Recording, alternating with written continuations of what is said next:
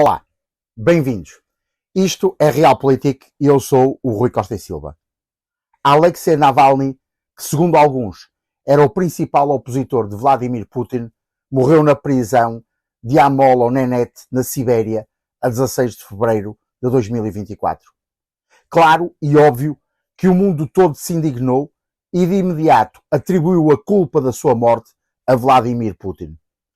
Alexei Navalny, com 47 anos na altura da sua morte, era advogado e ativista político, reconhecido pela sua luta contra a corrupção e autoritarismo do regime que desde há mais de 20 anos domina a Rússia na figura do seu líder incontestado, Vladimir Putin. Navalny, desde 2000, recorrendo primeiro à internet, num blog, e depois às recém-criadas redes sociais, criou o movimento Rússia pelo Futuro, onde denunciava abertamente a corrupção crescente da Rússia, o despotismo de Vladimir Putin e o aumento do poder das oligarquias em relação ao controle do Kremlin. Foi particularmente contundente e tornou-se popular pela exposição dos negócios fraudulentos envolvendo primeiro a gigante do gás Gazprom e depois a gigante do petróleo Rosneft. Mas o apogeu da sua carreira foi, sem dúvida alguma, ter obtido 27% dos votos nas declaradamente manipuladas eleições à presidência do município de Moscovo em 2013, acreditando muitos analistas que, se não fosse a manipulação dos resultados, Alexei tinha mesmo conquistado a presidência da capital russa. Com esta enorme conquista e com a crescente popularização das redes sociais, o ativista começou a ser cada vez mais interventivo e, com um trabalho árduo, inteligente e muito bem fundamentado, tornou-se de facto e em concreto um problema para Putin ao denunciar claramente os abusos do poder, a corrupção e o enriquecimento ilícito do presidente russo e do seu séquito. Navalny, com argumentos e provas, esvaziava a narrativa do regime, expondo externamente, mas também internamente, toda a hipocrisia e falsidade dos senhores do Kremlin. Foi Alexei que denunciou a todo o mundo a construção do Palácio de Vão de Putin nas margens do mar, nas costas do Mar Negro, algo de gigantesco, de megalómano, sendo o maior edifício residencial privado da Rússia, que custou mais de 1,35 mil milhões de dólares. Estava a tornar-se, de facto, um problema e, em rigor, a única oposição credível e com alguma viabilidade futura ao regime do tido como inabalável Círculo de São Petersburgo. Por isso, ninguém estranhou quando, em 2020, Alexei foi alvo de uma tentativa de envenenamento com uma toxina sintética e escapou in extremis ao ser transportado para um hospital alemão, onde teve uma lenta e complicada recuperação, ficando com problemas de saúde sérios desde então. O agente tóxico, conhecido como Novichok, toxina sintética com um efeito neurobloqueador, desenvolvido como arma química na União Soviética nos anos 70 e 80, só pode ter saído dos cofres dos laboratórios estatais, não havendo, por isso, muitas dúvidas de quem ordenou este envenenamento. Também não restam muitas dúvidas que a eliminação de um ativo tão sensível como Navalny só podia ter sido efetuada por ordem do topo da hierarquia, isto é, Putin em pessoa. Já recuperado, tendo vencido o prémio Sakharov do Parlamento Europeu e contra a opinião de tudo e de todos, Alexei regressou à Rússia, onde, como é óbvio, foi imediatamente preso, julgado num processo encenado e condenado a 19 anos de prisão pelo crime de extremismo e enviado para uma prisão no Círculo Polar Ártico. Na Rússia, liderada pelo KGB, os problemas resolvem-se na sua origem e de modo definitivo. E o problema Navalny já tinha atingido uma dimensão sem precedentes para os padrões do Kremlin. Depois disso, a sua esposa ainda tentou encabeçar e promover o movimento criado pelo seu marido. Mas a sua falta de carisma, a guerra da Ucrânia e a própria conjuntura política e, em especial, geoeconómica mundial, relevaram o movimento Rússia pelo futuro para um segundo plano, não sendo notícia há vários meses. Os argumentos anti-Putin, sustentados por uma invasão criminosa da Ucrânia e os sucessivos crimes de guerra e contra a humanidade cometidos pela Rússia sob o seu comando, no conflito, tornaram quase irrelevantes as suspeitas de corrupção, favorecimento e branqueamento de capitais sustentadas pela organização de Alexei. Em rigor, do ponto de vista político e diplomático, falando realisticamente, Navalny deixou de ser um ativo de interesse para os opositores internos e externos de Putin. E são precisamente estas razões que me levam a ter uma opinião muito forte que desta vez Vladimir Putin não teve nada a ver diretamente com a eliminação do seu opositor. Sendo, sem margem para dúvidas, o autor moral da sua morte, acredito que não o foi do ponto de vista material e que não tinha vontade de, neste momento em particular, que tal acontecesse.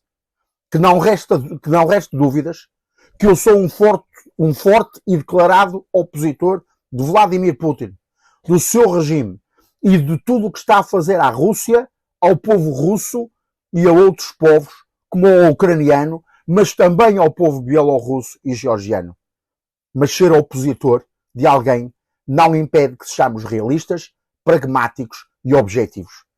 E esse realismo, e esse pragmatismo, e essa objetividade obrigam-me a admitir que, não obstante ser um déspota sanguinário, um ditador vingativo e um tirano prepotente, Putin é também um político astuto e um estratega frio e eficaz.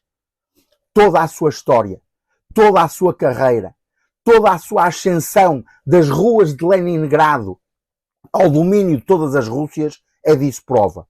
A confirmação destas qualidades não estão a desvanecer, como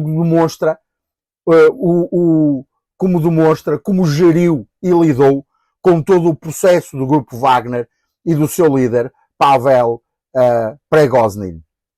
Já tive a oportunidade de escrever muito sobre esta questão, a que até dei o nome de uma célebre jogada de xadrez, o Gambito de Dama, em que se demonstra fragilidade para quando o opositor achar que está a salvo ou mesmo perto da vitória, se desferir o golpe final, o checkmate. Assim, mesmo que todos saibamos que Putin não teria, como não teve, problema nenhum em mandar eliminar Navalny, acho que não foi ele que desta vez deu a ordem. Primeiro porque Navalny já não era um assunto premente e preocupante para Putin. De facto, a sua reclusão nos confins da Gélida e da Sibéria e a incapacidade do seu movimento de continuar a influenciar as agendas políticas sem a sua voz e a sua presença carismática não lhe tiravam o estatuto de problema para o Kremlin, mas remetiam-no para um segundo plano numa circunstância em que o presidente russo tem tantos e tão mais sérios problemas com que lidar. Outra razão que me leva a acreditar na inocência de Putin neste caso é que este não era o momento, muito antes pelo contrário, para proceder a uma operação desta natureza. Putin, com o conflito na faixa de Gaza, a pirataria na rota do Mar Vermelho potenciada pelo conflito no Iémen e com a crescente instabilidade no Sahel, estava a conseguir diluir e consequentemente a enfraquecer a causa ucraniana, ao ponto de eu ter afirmado há semanas atrás que achava que Putin estava por detrás de todos estes focos de tensão. E esta estratégia está a resultar. O apoio dos países ocidentais à Ucrânia tem decrescido. O suporte dos Estados Unidos está mesmo paralisado. E as opiniões públicas ocidentais começam a ficar cansadas e desgastadas da exposição mediática de Volodymyr Zelensky, que mesmo internamente começa a ter sérios problemas e a sofrer um crescente desgaste, como prova a recente purga do Estado-Maior das Forças Armadas Ucranianas. Ora, não ia ser agora, logo agora, que Putin ia tomar esta ação, sabendo perfeitamente que todos o iam apontar como culpado. Reparem que Putin, nos últimos meses, tem desencadeado uma campanha nítida e declarada de branqueamento da sua imagem, dando várias entrevistas, inclusive a órgãos de comunicação social ocidentais, a apoiar causas meritórias, como a autodeterminação do povo palestiniano, a surgir mais sorridente, mais amistoso, mais humano, visitando escolas, hospitais e habitações sociais. Porque arruinaria meses de campanha num ato que não lhe traz benefício direto ou que não anula nenhum perigo iminente. Outra razão. Putin será submetido a eleições a 17 de março. Óbvio que todos sabemos que as eleições serão manipuladas, mas quanto menos forem, melhor para Putin, como é óbvio. Porque ter o povo do seu lado, ter o maior número de votos reais possíveis, ter na realidade uma vitória, parece que não, mas é fundamental para Putin. Não para ganhar as eleições, como é óbvio, mas para mostrar aos oligarcas que não depende só deles para se manter no poder. E que se as cúpulas do Kremlin tentarem um golpe palaciano, Putin terá o apoio do povo russo. Por isso, este é o pior momento possível para Putin ser apontado como assassino e estar exposto a uma campanha de descredibilização por parte da comunidade internacional que, de um modo ou de outro, será aproveitada pela oposição interna. E se a oposição popular é crescente, mas controlável, a oposição no topo da hierarquia do poder russo é cada vez maior, mais perigosa e não tão controlável. Ainda outra razão. As eleições americanas. Já tinha dito aqui no Realpolitik que Biden fará do monstro russo o mote da sua campanha simplesmente porque não tem outro. Com a política interna cada vez pior, com a externa em sucessivos impasses como na faixa de Gaza, resta a Biden apelar ao velho fantasma russo para galvanizar o eleitorado de direita e de esquerda numa causa comum e assim conseguir derrotar Trump. Óbvio que Putin prefere Trump a Biden. Ainda na semana passada demonstrou isso ao afirmar precisamente o contrário. Ao ser questionado numa entrevista efetuada pela televisão estatal russa de quem preferiria ver na Casa Branca, Putin respondeu tão prontamente quanto uma pergunta previamente combinada permite, que preferia Biden, sabendo que ao dizer isso provocaria no eleitorado americano o efeito precisamente contrário. Afinal, quem da direita republicana, cada vez mais extremada, ou mesmo até da esquerda democrática americana, votará no candidato apoiado por Putin? Ora, a morte de Navalny veio fortalecer em muito a causa e os argumentos de Biden, permitindo-lhe agora chamar assassino a Vladimir Putin. Outro argumento, e este muito simples.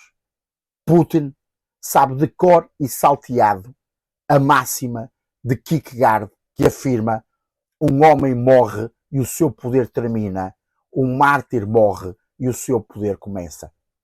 E Vladimir Putin não é louco para neste momento criar por iniciativa própria um mártir para lhe fazer frente. Outros argumentos há, mas acho que somente estes são prova que este seria o pior momento possível para Putin mandar diretamente eliminar Navalny. Putin, sem dúvida nenhuma, neste momento e nesta circunstância, perde muito mais do que ganha com a morte do seu opositor. E todos sabemos que um estratega como Vladimir Putin simplesmente não comete erros como este e faz este género de operações de um modo muito mais subtil. Por exemplo, um indulto a Navalny depois das eleições, mostrando benevolência e boa vontade. E depois, alguns meses passados, um conveniente enfarte, uma queda acidental ou um acidente aeronáutico são muito mais o estilo de Putin e em que já se tornou um verdadeiro especialista, como todos sabemos. Mandar matar um opositor sob tutela e responsabilidade do Estado, a poucos dias de eleições internas e em plena campanha do principal opositor, quando é assim o centro das atenções, não é mesmo e em absoluto o estilo da velha raposa, simplesmente porque é demasiado estúpido, imprudente e óbvio. Fica então no ar uma questão: quem matou Navalny? Uma hipótese muito plausível é ter sido a própria natureza.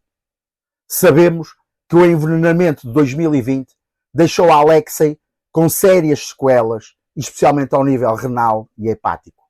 As condições de reclusão no IQ3, a prisão onde ele estava, desde as temperaturas que atingem os 40 graus negativos, acomodações até a alimentação e cuidados de saúde nas prisões siberianas, não são propriamente as mais indicadas para um homem saudável, quanto mais para alguém com problemas de saúde. Segundo a CNN, a taxa de mortalidade nas prisões russas é das mais altas do mundo e Navalny estava numa das mais cruéis e impiedosas. Uma adaptação de um antigo Gulag soviético, construído em 1961 com código Gulag 501, em que a taxa de mortalidade era superior a 20%. Outra hipótese é ter sido a oposição a Putin, interna ou externa, a mandar eliminar Alexei Navalny no momento em que sabia que Putin sofreria maior dano reputacional, tanto interno como externo, com a morte do seu opositor. Uma hipótese remota, não pela falta de vontade de muitos, por exemplo, o SBU, os Serviços de Informação Ucranianos, mas por falta de capacidade de quase todos. Eliminar um alvo sensível, sob tutela do sistema prisional russo e, por certo, com vigilância permanente do FSB e mesmo do GRU, seria uma operação muito arriscada que só alguns serviços no mundo conseguiriam executar. E esses, neste momento, ou têm muito pouco a ganhar com a eliminação de Navalny, como seria o caso do ISI ou da Santa Aliança, ou têm mais do que se preocupar no momento, como é o caso da Mossad e do MI6. Não estou a ver outros serviços secretos, para além destes 4, a ter capacidade, meios e engenho para desencadear com sucesso uma operação desta envergadura e desta complexidade. Por último, todos sabemos que, antes de mais e primeiro que tudo, Putin continua a ser um chequista, isto é, um agente do KGB. Várias vezes demonstrou que para ele ser chequista é mais do que uma profissão, é mais do que um estatuto, é mais do que uma vocação. É como uma segunda natureza que quase substituiu a sua primeira natureza, algo que assume desde adolescente, quando pela primeira vez se candidatou ao comitê. Putin pensa, planeia e age como um KGB em todas as facetas da sua vida, desde a imagem pública às decisões políticas, à imagem pessoal e familiar. E uma das regras sagradas do KGB é a dissimulação, em que nunca o que parece ser é o que de facto é. O KGB nunca mostra o jogo, mesmo quando vence. Assim nunca, mas nunca mesmo, um chequista, neste momento e deste modo, eliminaria um opositor. Desta forma, no mundo em que o que parece ser raramente é, e em que o óbvio é quase sempre um engodo, a morte de Navalny é daqueles mistérios que só daqui a muitos anos se revelará. Ou nunca. Pode ser daqueles crimes que se assumem como o real crime perfeito, pois, como dizia o genial Sir Arthur Conan Doyle, crime perfeito não é quando o autor sai impune, mas quando o autor faz com que outro seja condenado no seu lugar. Por último, a minha expressão simples de uma tristeza profunda pela morte de um homem justo, corajoso, sem medo, um herói que literalmente deu a vida por aquilo que profundamente acreditava. Se houvesse mais homens como Alexei Navalny, haveria muito menos homens como Vladimir Putin. A Alex Navalny honra, mérito, respeito e a promessa que nem ele, nem a sua mensagem e exemplo serão nem esquecidos, nem em vão. Até sempre, Alexei. Pioxia Simiron, Geroi.